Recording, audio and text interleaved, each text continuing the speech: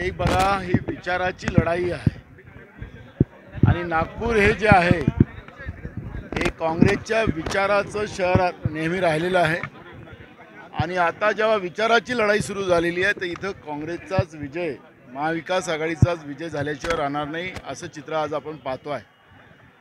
विकास कोणाचा झाला, हे जे विकासाचे गुणगान गातात आहेत बीजेपीचे नेता लोक, त्यांना माझा सवाल आहे की नागपूरकरांचा किती विकास झाला आणि त्यांच्या स्वतःचा देशात आणि विदेशात आणि नागपुरात किती विकास झाला ते पण यादी त्यांना जाहीर करावं लागणार आहे। नागपूरकरांचं किती नुकसान त्यांनी केलं, नागपूरमध्ये हे टेम्परेचर वाढवण्याचं काम कोणी केलं। आज पहिलेच नागपूरमध्ये सगळ्यात उष्ण परिस्थिती राहायची, सिमेंटचे रस्ते बनवून म्हणालेत की 80 वर्ष हे रस्ते चालणार। आज नागपूरमध्ये सगळे रस्ते खोदले गेलेले आहेत, सगळे ट्रॅफिक जाम आहे। त्यामुळे विकासावर त्यांनी चर्चाच करू नये, नाहीतर त्यांना अडचण निर्माण होईल असा आमचा सल्ला त्यांना आहे। एक पण 2014 मध्ये मोदीजींनी जे आश्वासन या देशाच्या जनतेला दिलेलं होतं की काळा धन आणू, 15 लाख रुपये गरिबाच्या खात्यात टाकले नाहीत, शेतकऱ्यांचं कर्ज माफ करू, अजिबात नाही। आज आपला देश हा बेरोजगारांचा देश निर्माण करण्याचा 10 वर्षामध्ये त्यांनी जो मानस निर्माण करून त्याला पूर्ण केलं, बेरोजगारी सिगेला पोचली। या सगळ्या प्रश्नाचं उत्तर त्यांना द्यावं लागणार आहे। लोकशाहीच्या चारही स्तंभाला त्यांनी हलवलेलं आहे आणि ते सगळी जनता जाणत आहे। नागपूरची जनता ही सुजाण आहे आणि ह्या नरेंद्र मोदीचं सरकार देशामध्ये हा सगळं पाप करत असताना या नागपूरचा प्रतिनिधी सगळ्यांना स्वतःला आपल्याला बलाढ्य समजत होते। प्रधानमंत्र्याचा उमेदवार मीच आहे असं 2014 मध्येही सांगितलं, 2019 मध्येही सांगितलं। प्रधानमंत्री तर झाले नाही, पण देशाच्या संविधानिक व्यवस्थेला संपवण्यासाठी जी पावलं नरेंद्र मोदींनी उचललीत त्या सगळ्या पावलाला यांनी समर्थन केलेलं आहे। त्या पापाचे वाटेकरी हे पण आहेत आणि म्हणून नागपुरामध्ये आज जी काही परिस्थिती आहे ती भाजपच्या विरोधात आहे, नरेंद्र मोदीच्या सरकारच्या विरोधात आहे। मिहान वगैरे सगळे प्रश्न निघणार आहेत विकासामध्ये, विकासावर चर्चा त्यांनी करूच नाही, माझा सल्ला आहे त्यांना।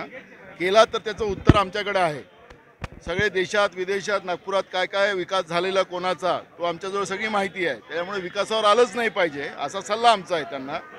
पण तरीसुद्धा आणलीच चर्चा तर विचारावर चर्चा आणावी। काय संघाने, काय भाजपनी, काय या देशावर 10 वर्षामध्ये या व्यवस्थेला कसे तिनतेरा वाजवले त्या सगळ्या विषयावरची चर्चा आम्ही करू आणि भाजपला कशासाठी मतदान करायचं। महागाई कमी केली, बेरोजगारी संपवली, शेतकऱ्यांना न्याय दिला, असं कुठलंही चित्र आज नाही। उलटी गरिबी या देशामध्ये वाढवली आणि मुठभर लोकांना श्रीमंत केलं। GST सारखा कायदा आणून या देशामध्ये सर्वसामान्याला लुटून आपल्या मित्रांना पोसणारं हे सरकार जे आहे नरेंद्र मोदीचं आणि भाजपचं, त्याला आता जनता परास्त केल्याशिवाय शांत बसणार नाही।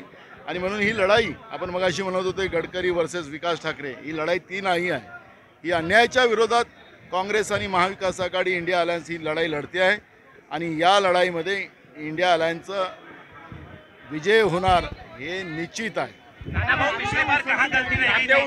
राजीनामा दिला, आदिवासी सेलचा राजीनामा दिलेला हे चालत राहतात निवडणुकीच्या प्रक्रियेत। कितने वोटिंग से लीड पिछली बार कहाँ गलती रह गई थी, इस बार कैसे उसको रिकवर करेंगे जिस वजह से आप हार गए थे? हमने वहाँ का लैकुना पूरा क्लियर किया है। अभी हम पूरे बूथ के ऊपर ये चुनाव लड़ेंगे।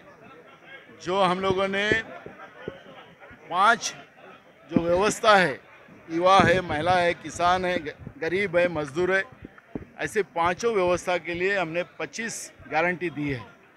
और वो गारंटी हमारे नेता राहुल गांधी जी ने जो देश का सफ़र किया है, पदयात्रा की है, गरीबों को गले लगाया है, किसानों को लगाया है, युवाओं को लगाया है, महिलाओं को लगाया है, उनका दर्द समझकर लोगों की भावनाओं को हमने गारंटी में उतारा है। और महिलाओं को हर साल, गरीब महिला को 1 लाख रुपए देने का हमने वादा किया है। बेरोजगारों को नौकरी देने का वादा हमने किया है। नौकरी नहीं दी तो उनको हर महीने में पैसे कैसे देने का वो वादा हमने किया है।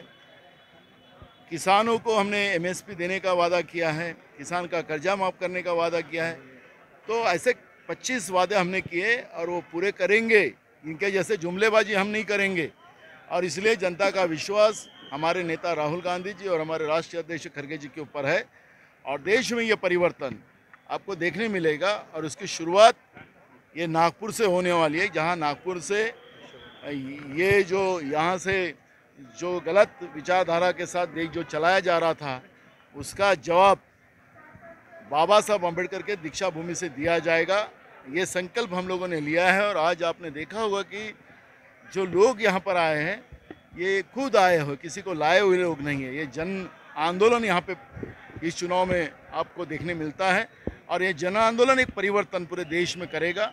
इस तरह का माहौल आज हमारे उम्मीदवार विकास ठाकरे के रूप में आपने देखा है। वंचित बहुजन आघाडीसाठी काँग्रेसने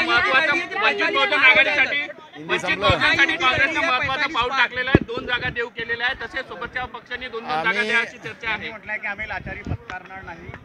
आणि एक बघा अलायन्समध्ये आम्ही किती जागा देणार काय हे चर्चेचा भाग इथं नाही आहे। जिथपर्यंत अलायन्स क्लिअर होत नाही तिथपर्यंत आम्ही किती जागा द्यायच्या काय नाही द्यायच्या त्या ठरतील त्यावेळेस आम्ही सांगू। मूळ प्रश्न आहे की प्रकाश आंबेडकर साहेब हे अलायन्स बरोबर राहतील त्यासाठी काँग्रेसने पाऊल उचललेलं आहे।